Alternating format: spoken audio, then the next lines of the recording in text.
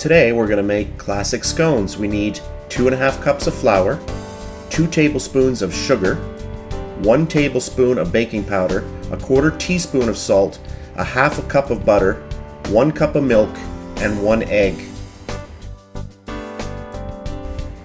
At this point, we'll dump in our flour, and then we'll add in our chilled butter.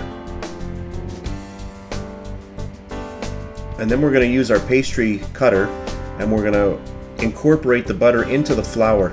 And we want all of the butter pieces to be about the size of peas. So let's go ahead and do that.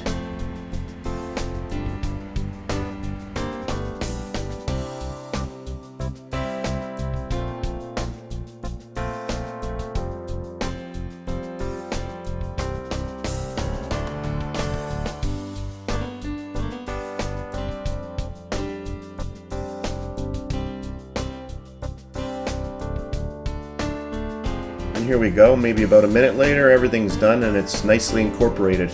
Now what we're going to do is we're going to add in all of the rest of our dry ingredients, which is the sugar, baking powder, and the salt.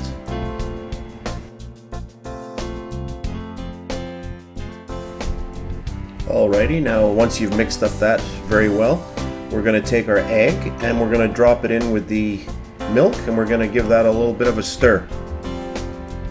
I realize now that the 1 cup measurement cup wasn't large enough, so I just popped it into the 2 cup, which just made it much easier.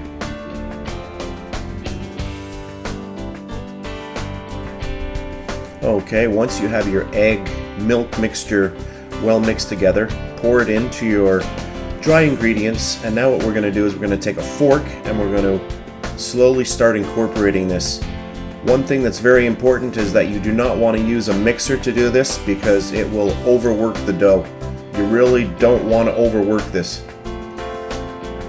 Now what I'm going to do is I'm going to get my flour shaker and we're going to dump the dough out onto the counter and we're going to start working the dough.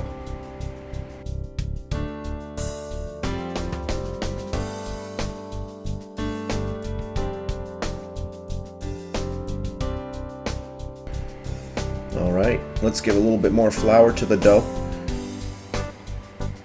And if you want to get one of those little flour shakers, you can get them at Walmart or at Target, and they're about $1 or $2, and they're very handy. What I'm doing here is I'm just gently shaping it into a ball, and I'm going to be cutting these into wedges, so I don't need my rolling pin. So I'm going to gently work with the dough. I don't really want to overwork it because I want a fluffy end product.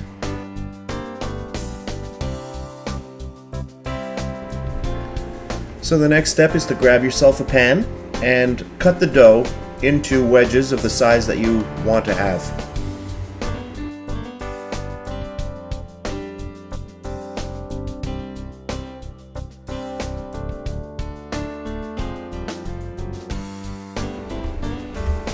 Once you have all of your wedges in place, you can put some sugar on the top of your scones. I'm using large coarse sugar that you can find in a lot of the bulk food stores. It doesn't melt too much, but it gives a really nice little crunch and a nice sugary taste on the top.